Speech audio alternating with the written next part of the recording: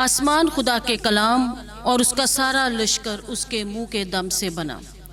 Bible مقدس سونے سے زیادہ قیمتی، بائبل مقدس شہد سے زیادہ میٹھی، اور بائبل مقدس دودھ کی طرح ہماری بڑھنے میں مدد کرتی ہے۔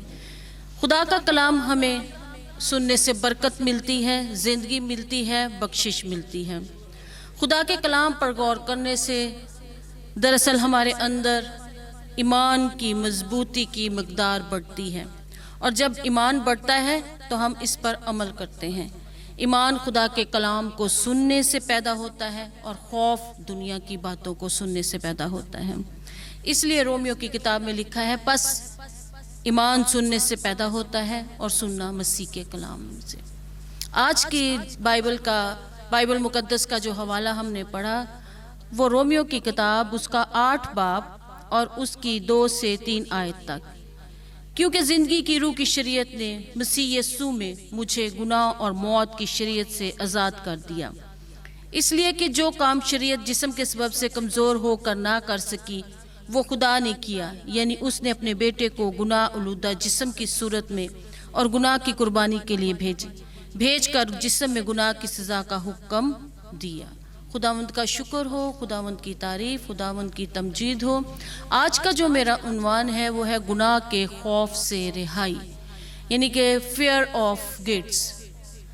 ہم نے بائبل مقدس کی تلاوت کی، بائبل مقدس میں سے سنا کہ رومیو کی کتاب میں ہم نے کیا پڑھا۔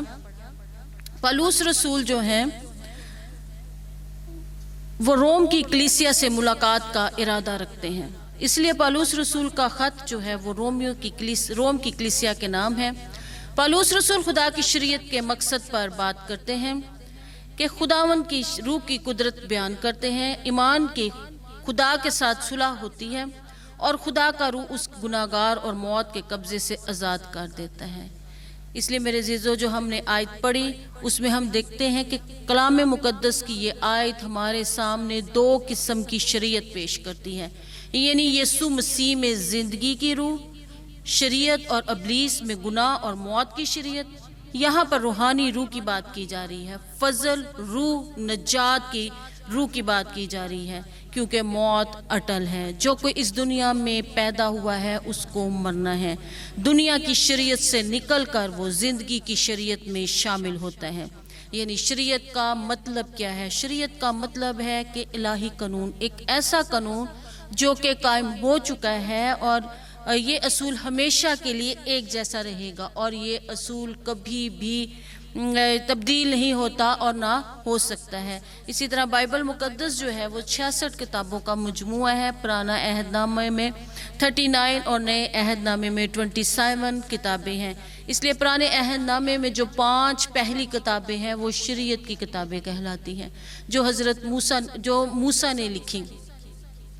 اس لیے میرے عزیزو، جب ہم دیکھتے ہیں جو موسیٰ ہے وہ ایک پڑھا لکھا شخص ہے، اور اس نے مصری یونیورسٹی سے تعلیم حاصل کی۔ خداوند نے موسیٰ کو 40 دن اور 40 رات حورب کے پہاڑ پر اپنے 10 احکام عطا کیے۔ اس لیے ہم دیکھتے ہیں کہ یہ جو شریعت ہے وہ ایک الہی قانون ہے، اور اس قانون کی بنا پر ہم یسوع مسیح نے فرمایا کہ یسوع نے کہا، میں شریعت کو منسوخ کرنے نہیں بلکہ پورا کرنے آیا ہوں۔ خداوند یسوع دنیا میں ہر کام کو پورا کرنے آیا ہے، ڈھانپنے آیا ہے۔ اس لیے مکاشفہ 1 باب اور اس کی 2 اور 3 آیت کی جب ہم تلاوت کرتے ہیں تو اس میں لکھا ہے، جس نے خدا کے کلام اور یسوع مسیح کی گواہی کی، یعنی ان سب چیزوں کی جو اس نے دیکھی تھی، شہادت دی۔ اس نبوت کی کتاب کا پڑھنے والا اور سننے والا اور جو کچھ اس میں لکھا ہے اس پر عمل کرنے والا مبارک ہے۔ خداوند کا شکر ہو کہ خداوند نے جو کتاب ہمیں دی ہے اس میں سے نہ کچھ کم ہو سکتا ہے نہ کچھ زیادہ ہو سکتا ہے۔ اس لیے رومیو کی کتاب اس کے 8 باب اور اس کی 2 آیت کا جب ہم نے تلاوت کی تو ہمارے سامنے 2 ایسے اصول رکھے گئے جو دونوں ہی برابر کی اہمیت رکھتے ہیں۔ یعنی کہ جب ہم ان اصولوں کو سمجھ لیتے ہیں، جب ان کو ہم جان لیتے ہیں، تو پھر ہم ابلیس کے کاموں کو بھی سمجھ سکتے ہیں کہ ابلیس کے کام کیا ہیں، کیونکہ ابلیس ایک گرایا ہوا فرشتہ ہے، اور باقی فرشتوں کی طرح وہ بھی خلق ہوا ہے، اس لیے وہ خالق نہیں۔ خالق صرف ہمارا رب ہے، ہمارا خدا ہے، جس نے ہمیں پیدا کیا اور ہم جس کے ہاتھ کی کاراگری ہیں۔ اس میں کوئی ایسی ابلیس میں کوئی ایسی قوت نہیں کہ وہ کسی کو تخلیق کر سکے، وہ بنا سکے، بلکہ وہ ہمیشہ بگاڑ سکتا ہے، برباد کر سکتا ہے۔ اس لیے جب خدا نے آدم پر اپنے زندگی کا دم پھونکا تو انسان جیتی جانے، اس لیے خدا نے جو ایمان آدم کو دیا تھا اس کا مقصد صرف یہ تھا کہ وہ زندہ رہے۔ تو جب ابلیس نے اس پر قبضہ کر لیا تو ایمان کی قوت کا الٹ استعمال ہوا، اور پھر ابلیس انسان کے اندر خوف پیدا کرتا ہے۔ جب آدم نے باغ عدن میں گناہ کیا تو خوف اس کی زندگی میں داخل ہو گیا۔ جب داخل ہو گیا تو جو سب سے پہلا لفظ اس نے خدا سے کہا، پیدائش 3 باب اس کے 10 آیت میں ہم دیکھتے ہیں، وہ یہ تھا کہ میں نے باغ میں تیری آواز سنی اور میں ڈرا۔ جب اس نے باغ میں خدا کی آواز کو سنا تو وہ ڈرا۔ اس سے پہلے جب خدا ان سے ملنے آتا تھا صبح سویرے ٹھنڈے وقت پہ، تو وہ جب خدا اس کو آواز دیتا تھا تو وہ خدا سے ملاقات کے لیے آتا تھا، لیکن اس سے پہلے وہ کبھی نہیں ڈرا، کبھی خوف زدہ نہیں ہوا۔ لیکن جب اس نے خدا کی آواز کو سنا، جب اس نے ابلیس کے بہکاوے میں آ گیا تو اس نے ابلیس کی آواز، خدا کی آواز کو جب سنا تو اس نے کہا کہ میں ڈرا، خوف زدہ ہو گیا۔ ایمان جو اس کے دل میں تھا وہ خوف میں تبدیل ہو گیا، خوف اس کے اندر داخل ہو گیا۔ اسی وجہ سے ایمان اور خوف کا گہرا تعلق ہے۔ خدا کا کلام سچا ہے لیکن ابلیس میں کوئی سچائی نہیں۔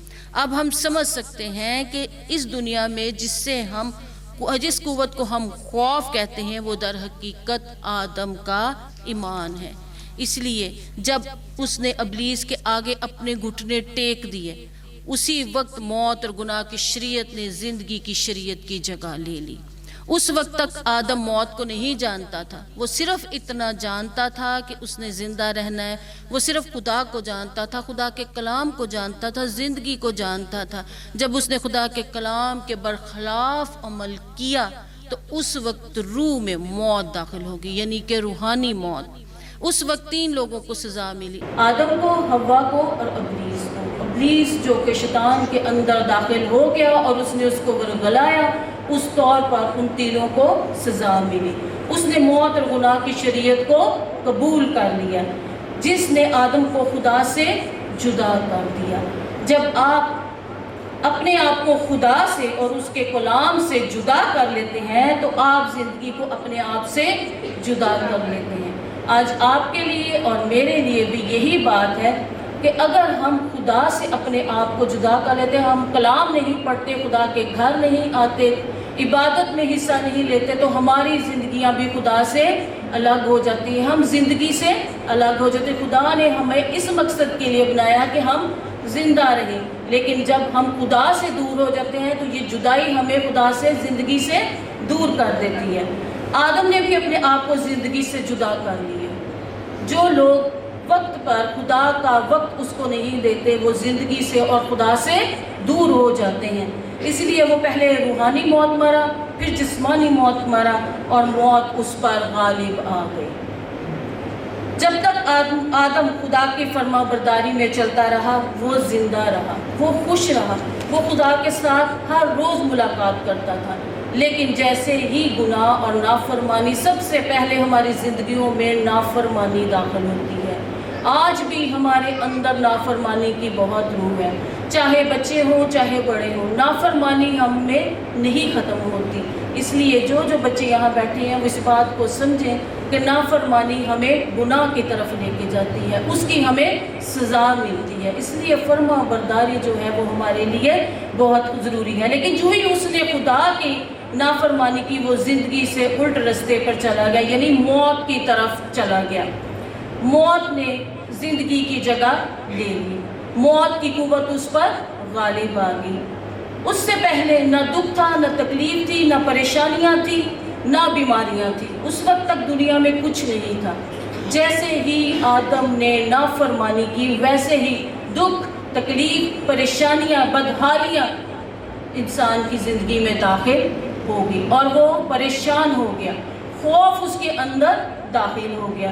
جب آدم نے خدا کے کلام کے خلاف عمل کیا، اس وقت آسمان اور زمین کا رابطہ ٹوٹ گیا۔ آسمان اور زمین کا رابطہ ٹوٹ گیا۔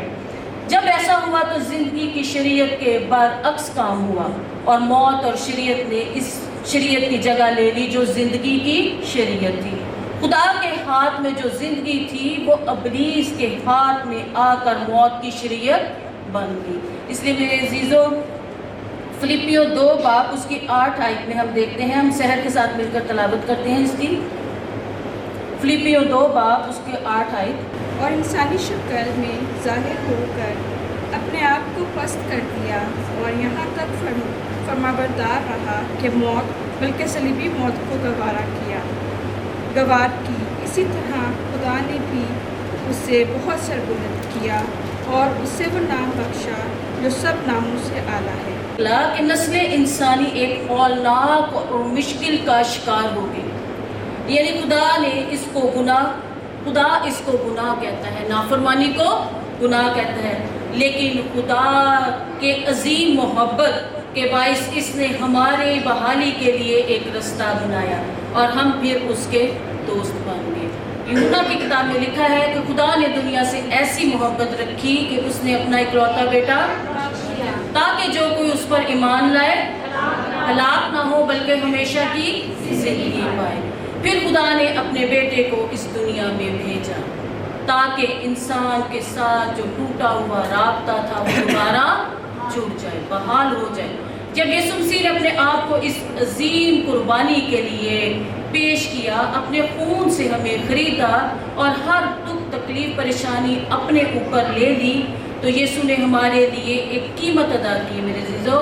اس نے اپنے قیمتی خون سے ہمارے لیے ایک قیمت ادا کی۔ صرف ابلیس کے کاموں کو برباد کرنے نہیں آیا، بلکہ اس لیے بھی کہ ہمیں موت کے خوف سے رہائی دلائے، جو ان بندھنوں سے آزاد کرے جو اس خوف سے پیدا ہوئی تھی۔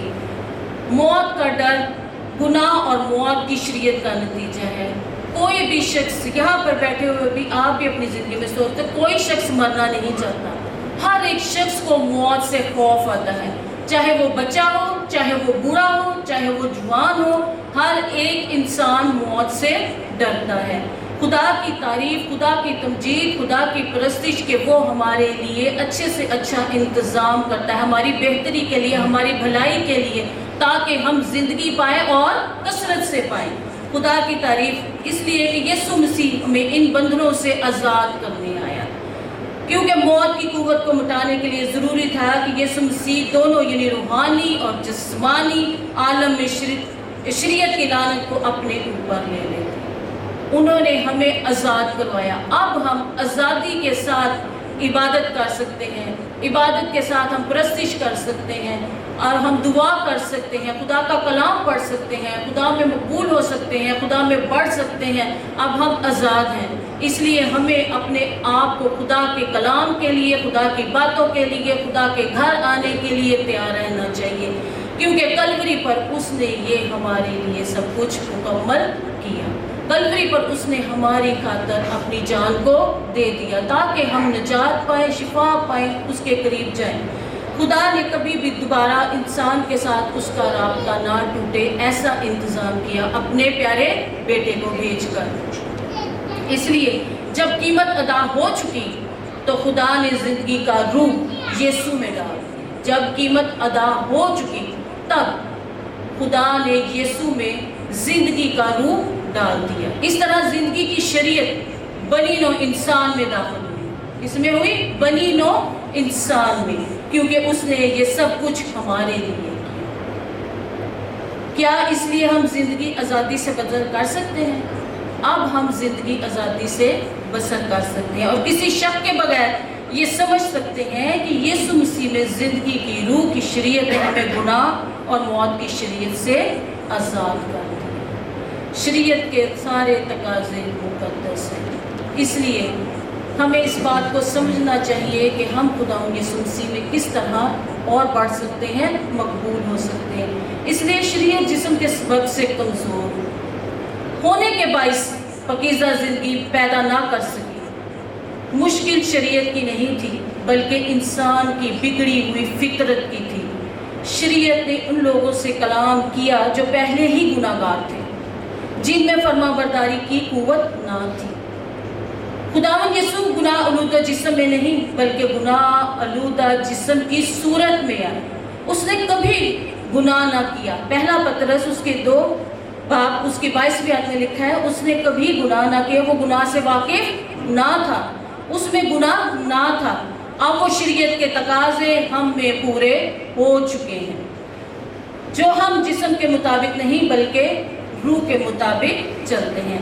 इसलिए जिस्म में जो जिस्मानी है वो जिस्मानी बातों के ख्याल में रहते हैं, यानी जिनकी नई पैदाइश नहीं हुई, वो बिगड़ी हुई सूरत यानी कि बिगड़ी हुई फितरत के ख्वाहिश को पूरा करने में लगे रहते हैं, वो जिस्म की ज़रूरत को पूरा करने में लगे रहते हैं। तो जब जिस्म चंद सालों के बाद खाक में मिल जाएगा, पैदाइश की किताब में लिखा है तो खाक है और फिर खाक में लौट जाएगा। इसीलिए जिस्म खाक है और खाक में, जिस्मानी बातों के ख्याल वाले लोग हमेशा जो है वो खाक में लौट जाएंगे, लेकिन जो रूहानी है और जो रूहानी बातों के ख्याल में रहते हैं, यानी कि जो सच्चे ईमानदार हैं, वो जिस्म और खून से बालातर होकर उन चीज़ों की, उन बातों के लिए जीते हैं जो अब्दी हैं। जो क्या है? अब्दी हैं। वो खुदा के कलाम में, इबादत में, मसीही खिदमत में दिल लगा के रखते हैं कि जो रूहानी है। ये बात उनके लिए है जो लोग रूहानी हैं, वो खुदा में अपने आप को कायम रखते हैं, खुदा में पढ़ते हैं, खुदा में अपने आप को पेश करते हैं, वो दुआ करते हैं, इबादत करते हैं, खुदा के कलाम में अपने आप को मसरूर रखते हैं। लेकिन जिस्मानी नीयत मौत है, इसलिए कि वो खुदा की दुश्मन है। गुनाहगार जो है वो खुदा का बागी है। इसलिए मेरे अजीजों, जिस्मानी नीयत वाले ना तो वो शरीयत के ताबे हैं, ना वो हो सकते हैं। इसलिए वो खुदा के हुक्मों के सामने झुकना गवारा नहीं करते। जब कोई शख्स नए सिरे से पैदा होता है तो वो जिस्मानी नहीं रहता बल्कि वो रूहानी हो जाता है। जिस तरह मछली पानी में और इंसान हवा में जीता है, इसी तरह बिल्कुल एक ईमानदार रूह कुदस में जीता है। ना सिर्फ वो रूह कुदस में जीता है बल्कि रूह उसमें बसता है। तो जिस्म के मुताबिक ज़िंदगी गुजारना, जो अपने जिस्म के मुताबिक ज़िंदगी गुजारेगा वो तो ज़रूर मरेगा। ना सिर्फ वो मरेगा बल्कि रूहानी मौत भी मरेगा। जिस्म के मुताबिक ज़िंदगी के मतलब है कि वो निजात के बगैर रहेगा।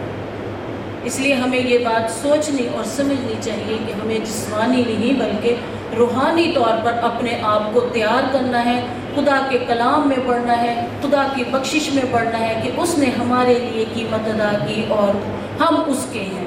इसलिए रोमियो की किताब में लिखा है, इसलिए जितने खुदा की रूह की हिदायत से चलते हैं वही खुदा के बेटे हैं। रूह खुद हमारे रूह के साथ मिलकर गवाही देता है कि हम खुदा के फर्जंद हैं, और अगर फर्जंद हैं तो वारिस भी हैं, यानी खुदा के वारिस हैं और मसीह के हम मिरास, बशर्ते हम उसके साथ दुख उठाएं ताकि उसके साथ जलाल भी पाएं। तो हमारी ज़िंदगियों में खुदा मौका देता है कि वक्त देता है कि हम अपनी ज़िंदगियों को बदलें।